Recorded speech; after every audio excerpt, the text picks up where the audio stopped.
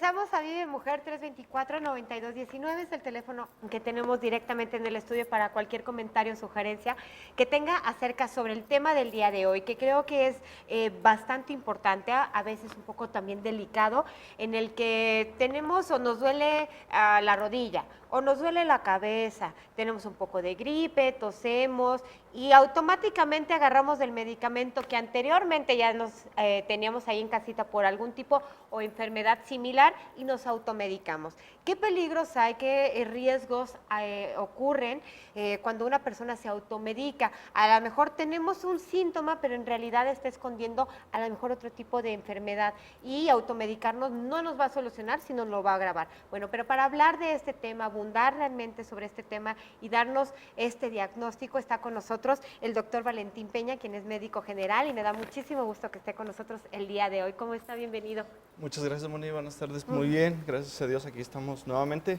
Gracias por la invitación y es un placer estar aquí. Igualmente, doctor. Y obviamente, bueno, pues ya dimos un preámbulo de qué puede o qué es malo y sabemos automáticamente, sabemos que es malo automedicarnos, pero aún así lo seguimos haciendo. Pero en realidad a veces desconocemos a lo mejor las consecuencias de automedicarnos. Sí, de hecho, bueno, como automedicación primero entendemos que es la ingestión de los medicamentos por iniciativa propia, o sea, los pacientes llegan y ellos solitos se recetan con sus mismos síntomas. Esto pues de manera indiscriminada porque no se tiene que hacer. Los riesgos van desde cosas muy leves hasta muy graves, leves como un dolor de cabeza, mareos, pero pasando por los problemas desde insuficiencia renal o hasta daño hepático e inclusive la muerte. Definitivamente es algo bastante delicado.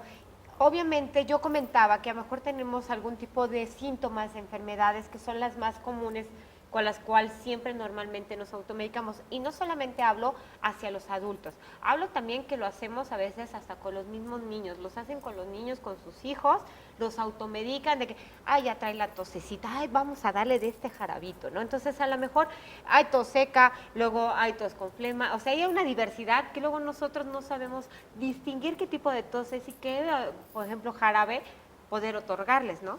Sí, de hecho es uno de los graves errores porque lo primero que vemos es que llegan las mamás y, por ejemplo, les dan a los niños, tiene fiebre, inmediatamente ya saben qué medicamento darle y eso, fiebre, pues puede decir muchas causas, no solo hay una causa, entonces lo más recomendable es casi llevarlo con el médico pues y el farmacéutico son las personas capacitadas para poder prescribir un medicamento, entonces hay automedicación razonada que los pacientes en ocasiones pueden identificar y sí pueden tomar en ciertos casos, por ejemplo, en la madrugada pues hay muy pocos médicos y para actuar rápido pues sí se tiene la ventaja de contar con algunos medicamentos que se pueden utilizar, Claro. pero que la persona sepa los riesgos que hay y que existen con ese medicamento, porque a veces conocen para qué sirve pero no saben los efectos adversos, porque ese es el problema con los medicamentos. Exactamente. Yo lo que puedo también, o recomiendo o hago, es obviamente si tuvieron algún cuadro de, no sé, de alguna infección de la garganta,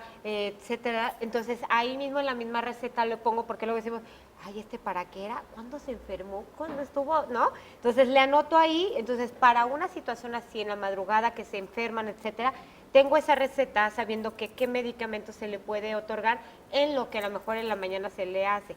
¿Es correcto que se pueda hacer esto? En ocasiones sí, en síntomas muy leves, por ejemplo un dolor de cabeza o fiebre, pero lo más recomendable pues siempre acudir con el médico. Si en zonas, por ejemplo, urbanas tienen la posibilidad de acudir con el médico y está cercano, pues la mejor opción es llevarlo con el médico directamente.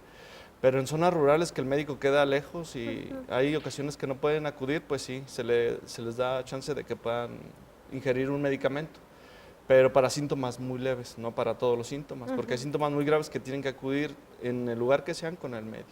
¿Qué consecuencias, qué efectos secundarios puede llevar a cabo en alguna persona algún medicamento en el cual que a lo mejor no sabemos también que pueda ser alérgico, ¿no? Entonces, ahí te advierten precisamente, pero aún así, aunque sea o no alérgico, ¿qué consecuencias secundarias pueden ocurrir el automedicarnos, el no llevar a cabo hasta la dosis? No sabemos ni siquiera a veces qué dosis debemos de otorgar, dependiendo de la edad, hasta del peso de los niños en el caso, ¿no? Pero lo que te comentaba al principio era que va desde muy leves, por ejemplo, dolor de cabeza, mareos. Lo otro también puede causar hasta coma en un dado caso.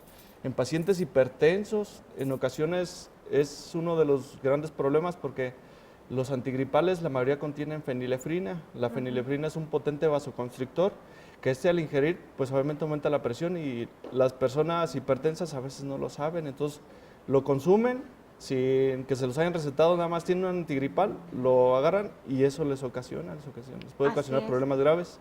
De hecho, algunos, o la mayoría de los antigripales tienen no sé cómo se llame, que usted nos pueda de comentar ahorita, algo que al final de cuentas nos hace como que o que nos tranquilicemos, como si fuera un somnífero, en realidad hasta sueño traes pesadez, porque como que tienes que dormir o descansar para que la gripa o el medicamento haga su efecto para irlo eliminando o calmar la gripa. Entonces, luego mucha gente desconoce que tienen o qué cantidad de este tipo de sustancia tienen, entonces a la gente le da más fuerte, más rápido ese tipo de sustancias para dormir. Sí, de hecho todos los antigripales en la parte posterior de la caja dicen todos los efectos adversos y las sustancias que contienen y que causan estos efectos son los antihistamínicos, por ejemplo la clorfenamina, que es la más común, la difenidramina. Esas en dosis altas se utilizan como sedantes, entonces causan un efecto de sedación. Y, por ejemplo, en los pacientes que van conduciendo, que se les da el medicamento sin saber qué ocasionan eso, a veces puede llegar a accidentes fatales. El quedarse dormido mientras van conduciendo o al manejar maquinaria pesada, pues puede ocasionar muchos problemas por el efecto sedante que ocasionan los antihistamínicos. Así es, hay que saber y obviamente conocer el cuerpo, la reacción de la persona, por eso los médicos siempre hacen un diagnóstico, nos están preguntando precisamente qué consecuencias o qué se están tomando, si son alérgicos, etcétera, para poder diagnosticar o dar un medicamento adecuado. Doctor, ¿dónde lo pueden localizar? Vamos a ir a un corte. Regresamos con usted. Muchas Y regresamos, perdón, vamos a un corte comercial y regresamos con el doctor Valentín y no se mueva, seguimos en Vive Mujer.